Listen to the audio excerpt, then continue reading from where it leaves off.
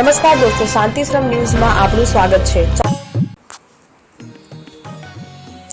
થરા માર્કેટયાર્ડની ચૂંટણીમાં ભાજપના બે જૂથો સામસામે ટકરાશે। કાંકરેજ તાલુકાના વેપારી મથક થરા માર્કેટયાર્ડના 14 ડિરેક્ટરો માટે આગામી 30 જૂનના રોજ ચૂંટણી યોજાનાર છે। ત્યારે શાસક પક્ષના ભાજપ દ્વારા થરા બજાર સમિતિના સંચાલક મંડળની ચૂંટણી માટે વેપારી તેમજ ખેડૂત વિભાગની પેનલના ઉમેદવારોના નામના મેન્ડેટ અપાયા છે।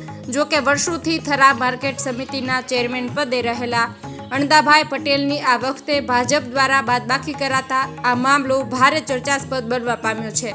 થરા માર્કેટમાં આમ ભાજપ પ્રેરિત પેનલ બનાવતા બનાસ બેંકના પૂર્વ ચેરમેન અને વર્ષોથી થરા માર્કેટના ચેરમેન પદે રહેલા અણદાભાઈ પટેલે અન્ય ઉમેદવારો સાથે મળીને પેનલ બનાવતા હવે ભાજપ સામે જ ભાજપ ટકરાય તેવી શક્યતાઓ જોવાઈ રહી છે। થરા માર્કેટયાર્ડની વર્તમાન કમિટીની મુદત પૂર્ણ થતાં પહેલા વહીવટદાર શાસન આવ્યું અને હવે ચૂંટણીનું જાહેરનામું પ્રસિદ્ધ કરાતા રજિસ્ટ્રાર ડીવી ગઢવીની ઉપસ્થિતિમાં ખેડૂત વિભાગમાં 69 અને વેપારી વિભાગમાં 11 મળીને કુલ 90 ફોર્મ ભરાયા હતા, જેમાં સોમવારે 52 ફોર્મ પરત ખેંચાયા હતા। આ દરમિયાન ભાજપ દ્વારા 14 ઉમેદવારોને મેન્ડેટ મળતા ભાજપ પ્રેરિત પેનલ બની, જ્યારે ભાજપના જૂના જોગી અને બનાસ બેંકના પૂર્વ ચેરમેન અણદાભાઈ પટેલ કે તેમના એક પણ ટેકેદારને પક્ષ દ્વારા મેન્ડેટ ન અપાતા અણદાભાઈ પટેલ અને તેમના ટેકેદારો અને ઉમેદવારો મળી પેનલ બનાવી ચૂંટણી મેદાનમાં ઉતરશે તેવી શક્યતાઓ વર્તાઈ રહી છે। હવે ભાજપ સામે ભાજપની લડાઈ જામશે અને જેની તારીખ 30 જૂનના રોજ કુલ 14 ડિરેક્ટરોની ચૂંટણી યોજાશે, જેમાં વેપારી વિભાગની 4 સીટો માટે 8 અને ખેડૂત વિભાગમાં 10 સીટો માટે 20 ઉમેદવારો ચૂંટણી જંગમાં ઝંપલાવ્યું છે। આ ચૂંટણીમાં ભાજપના બંને જૂથો સામસામે આવવાથી ચૂંટણીમાં રાજકીય ગરમાવો જોવા મળી રહ્યો છે। પૂર્વ ચેરમેન અણદાભાઈ પટેલે જણાવ્યું હતું કે માર્કેટ યાર્ડને લઈને આખા સમગ્ર તાલુકાની અંદર વહીવટદારની નિમણૂક કરી, એના પછી ભાજપના જિલ્લાના પ્રમુખે એક કમિટીની પણ નિમણૂક કરવાનો પ્રયત્ન કર્યો અને થરા માર્કેટ યાર્ડની અંદર આવી કમિટી ચેરમેન તરીકે બેહે એની પણ વાત કરી। એના પછી વહીવટદાર રાખીને આખા કમિટી ઉપર તપાસ થાય એની વાત થઈ। ખૂબ મોટી પ્રક્રિયાઓ આખા તાલુકાની અંદર રાજકારણની અંદર છેલ્લા 9 મહિનાથી ખબરોળો નથી અને અનેક વિધિઓ અનેક તાકાતો અનેક પેલા પ્રમાણમાં થયું છે। ઓછામાં ઓછી 10 થી 15 તો ચૂંટણી લક્ષી મેટરો થઈ હાઈકોર્ટમાં પણ મોટી મેટ્રો થાય એટલે આપ કોઈ પણ પક્ષને લડવું પડે ને અત્યારે તો તમે જોતા હશો તો વકીલોની ફી પણ ખૂબ મોટી થઈ, એક મેટર હોય તો 17,000 તો ભેગા વકીલ મૂકવા પડે। એટલે આવી ઘણી પ્રક્રિયામાંથી પ્રચાર થતા ભારતીય જનતા પાર્ટીએ ચૂંટણી ડિક્લેર કર્યા પછી સરકારે ચૂંટણી ડિક્લેર કરી અને ડિક્લેર થયા પછી વિવાદોનો અંત આવ્યો નહીં। એમાં પાછી વેપારી મતો રદ કરવા માટેની ચાલી, ખેડૂતોના 73 મંડળીઓ રદ કરવા માટેના વધા લીધા ને એની પણ પ્રક્રિયાઓ ચાલી અને આ બધી પ્રક્રિયા સાથે સાથે આજે મતદાનનો મત એટલે પાછા ખેંચવાની તારીખ હતી, ફોર્મ ભરાણા, આજે પાછા ખેંચવાના દિવસે મેન્ડેટ આપવાના હતા। ભારતીય જનતા પાર્ટીના સૌ અમે બધા કાર્યકર્તાઓ એવું અમે બધા પણ માનતા હતા કે કદાચ આપણા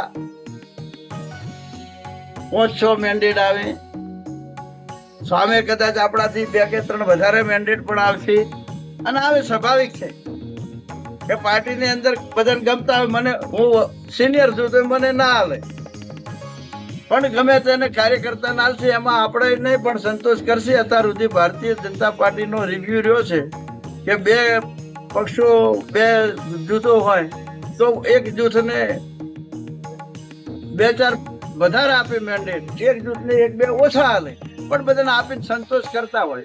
પણ કુદરતી કંઈક એવું પાર્ટીને જે લાગ્યું હોય તે કરવું। આપણે તો પાર્ટી માટે ખૂબ મહેનત કરી છે કે 14 મેન્ડેટ જે હાલવાના હતા વેપારી અને ખેડૂત, એ 14 મેન્ડેટ ભારતીય જનતા પાર્ટીએ એક જ પેનલને આપી દીધા।